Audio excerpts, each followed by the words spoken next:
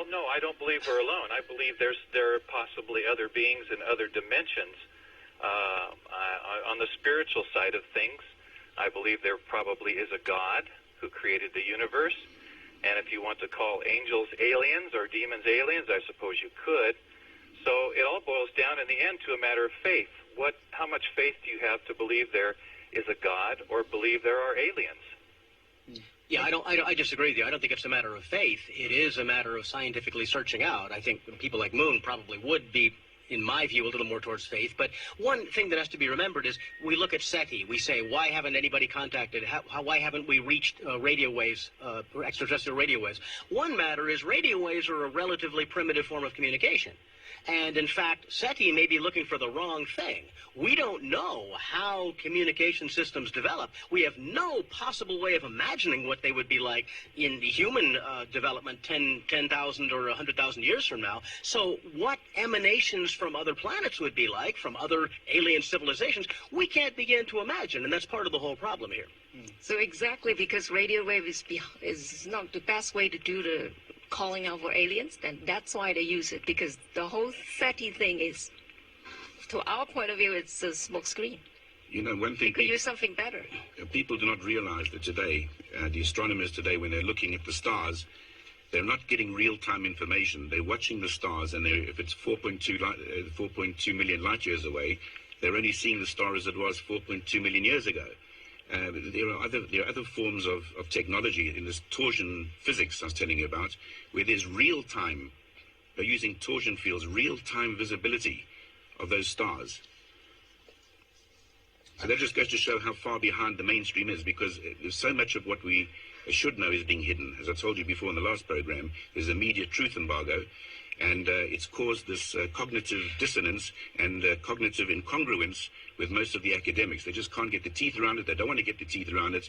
They're secure in their jobs, and it's going to be a huge shake-up when this new paradigm finally enters. Yeah, I have to confess, we're all hiding it. We all know the truth out here. No, come on. No.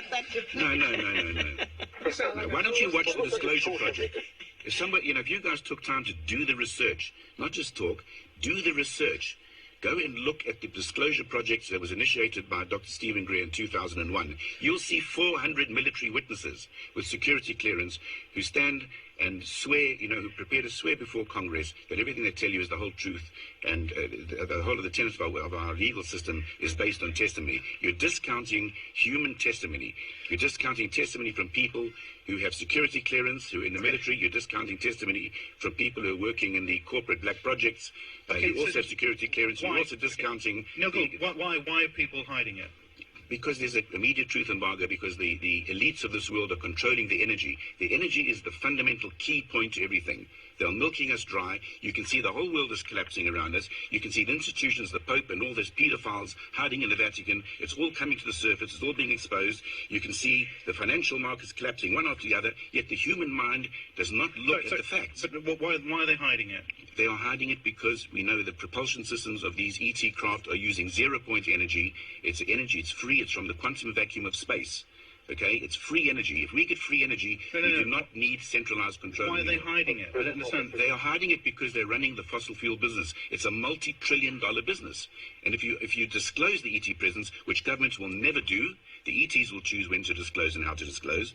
They are hiding the fact that there is this zero-point energy, free energy, where we could all have desalinization of the sea. We'd have abundance of water. We'd move from a society of scarcity into a society of abundance, and they do not want it. The elites don't want it. The religious zealots don't want it. Okay. So we're hiding it. Why are they hiding? You're saying the aliens want to give us this technology. They want to help us, but there are people on Earth who are stopping this. The Nordic forms of extraterrestrials, the human ones that look exactly like us, as testified by Bob Dean, when he was his command sergeant, Bob Dean, he was head of of NATO in the 60s. He saw a document called The Assessment, where they were absolutely terrified that some of these human-looking ETs were walking amongst us at the Pentagon, whilst others, of course, were a little bit different. So they are there. The positivists are giving us the messages of spirituality all the time. In the 50s, they came here and they gave us messages of spirituality. They warned us about the problems of nuclear. They warned us about the problems of the elites controlling the world and how this is all going to end up. and taking care of the planet. But, we don't listen. This is the problem, this cognitive dissonance. We do not want to listen to anything. Like we're prepared to listen to something stupid, like the Bible, where an angel came down and said this and said, yeah, we believe it. We're prepared to go and pray to a God with a small g. Of course, he's a creator. I'm talking about the God with a small g that we all believe in. We're prepared to believe, we can't see it, but we're not prepared to look at the facts that says the witness testimony, they are extraterrestrials. Finally, Philip Hazley, I think you proposed that there should be a more academic study of ufology and UFOs. How would you deal with those statements, say, that Neil Gould has come up with?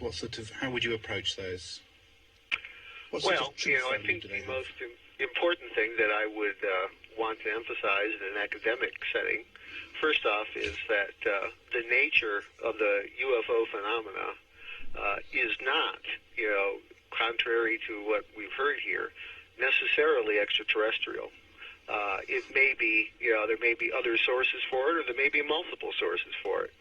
I would very definitely support his contention that there certainly is evidence, and it comes from evidence of landings, it comes from radar reports, it comes from a variety of different sources. But I would not necessarily endorse that it is provably extraterrestrial. That's something which, I would, in an academic sense, have to address. Now, that's an assumption that's gone throughout this program that I've been sort of sitting here listening to and saying, well, you're more or less skirting over the very first assumption, which is that we're dealing with an extraterrestrial phenomena. And that's something in an academic sense I think you have to prove first. There are many possible explanations here, and they don't all involve creatures coming from other planets.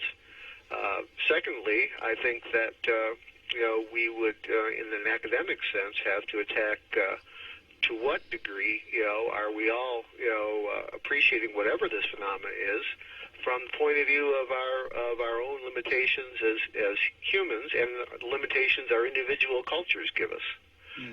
And that's something that also, I think, is reflected in Stephen Hawking's remarks. I think he's very much looking at it from the point of view of a somewhat paranoid American scientist, who basically is drawing parallels with past history on planet Earth that he really doesn't even understand himself very well.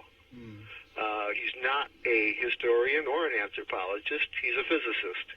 A brilliant mind, yes, but he's no expert in history or anthropology. Okay, Gordon Matthews, should we leave this to the anthropologists, or should it be scientists? Should it be psychologists? Where do you think is the best way to explore this? Well, at this point, it's beyond the imagination of any of us. I mean, what I would say if I were a policymaker is keep up SETI, investigate in any way you can, because we want to be in contact with whatever is out there, absolutely. But on the other hand, this is so far beyond what we can conceive of that I don't think, all of this, your earlier caller who was saying, or your emailer who was saying, hey, this is nonsense. In one sense, it's not. This is an important discussion. And on the other hand, though, we are entirely in the realm of stuff that we can't begin to imagine. This is going to happen, I think. Eventually, we will indeed be in contact with some entity out there because it seems highly likely there is something out there, yet we cannot imagine what this is going to be. Now, Stephen Hawking's comment, I think, was salutary in the sense that we shouldn't automatically assume benevolence everywhere, but having said that, this is so far beyond what we can know. We should be ready for it. This is going to happen at some point. What this is going to consist of is beyond what we can comprehend. Okay, Gordon Matthews, thanks for joining us. Thanks to Moonfung, Neil Gould, Stephen Hughes and Philip Hazley as well. Thank you all very much indeed for joining us this morning. Just a few minutes left of the programme.